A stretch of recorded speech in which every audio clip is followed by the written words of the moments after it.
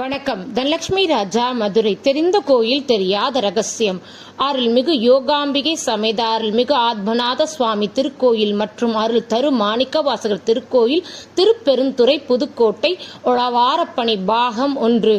உலக உயிர்கள் வீடுபேடு அடைவதற்கான சாதனமான பிறவி பெருங்கடலிலிருந்து கரையேறுவதற்கு துணையாக பெரும் துறையாக விளங்கும் தலம். அதனாலே திருப்பெருந்துறை என்ற பேர்காரணத்துடன் விளங்கும் இத்திருத்தலத்தில் இறைவி யோகாம்பிகையாகும் இறைவனர் ஆத்மநாத சுவாமி என்ற திருநாமத்துடன் 1100 ஆண்டுகள் பழமையான கட்டிடக்கலை கலைநயத்துடன் சிறப்புகளை கொண்ட, கண்களால் உணர்த்தியதனை வார்த்தைகளால் விவரிக்க முடியாத இத்திருக்கோயிலினை பல பிரம்மாண்ட கோயில்களின் டெக்னாலஜியை பயன்படுத்தி கட்டிய பல புதிய கோயில்களை எல்லாம் சமன் செய்தாலும் இக்கோயிலின் கட்டமைப்பு, வேலைப்பாடுகள், சிற்பங்கள் எந்த கோயிலும் ஒப்பிட்டு காண முடியாத தத்ரூபமான, நுணுக்கமான, உயிரோட்டமான சிற்பக்கலையின் அற்புதங்களை காண கண் கோடி வேண்டும்.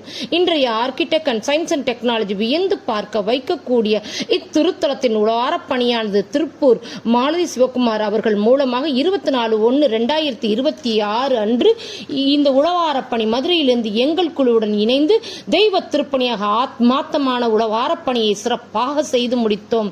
சைவ சமய குரவர்கள் நால்வரில் ஒருவரான மாணிக்கவாசகர் திருவாதவூரில் பிறந்து பாண்டிய நாட்டின் மன்னரான அரிமர்தன பாண்டியன் அமைச்சரவையின் அமைச்சராக பணியாற்றிய போது படைக்குதிரை வாங்க வைத்திருந்த பொற்காசுகளை கொண்டு வந்தபோது இறைவனின் கட்டளைக்கு இணங்கி இறைவனுக்காக உருவாக்கிய திருக்கோயிலே திருப்பெருந்துறை ஆவுடையார் திருக்கோயில் ஆகும்.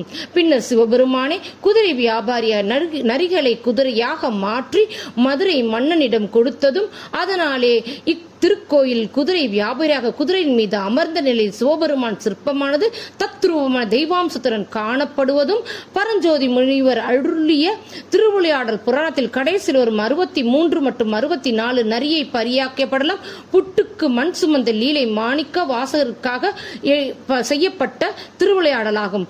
பாண்டிய நாட்டின் அமைச்சரவையில் இருந்து திருப்பெருந்துறை ஆவுடையார் கோயில் கட்டிய பின்னர் தனது பதவிகளை துறந்து துறவரம் ஏற்று சைவ சமயத்தின் மேன்மையை மக்களுக்கு உணர்த்துவதற்காக மீண்டும் திருப்பெருந்துறை ஆவுடையார் திருக்கோயில் வந்து தன்னை ஆட்கொண்ட சிவபெருமானை அடையக்கூடிய வழிகளை, பதிகங்களை வரிகளாக உருவாக்கி பாடிய திருவாசகம் என்னும் நூலினை இறையேற்றுவதற்காக திருத்தலத்தில் இறைவனாரே அந்தனராக தோன்றி மாணிக்கவாசர் உரைக்க சிவபெருமானை இயற்றிய பெருமை கொண்ட தலம் திருப்பெருந்துறை.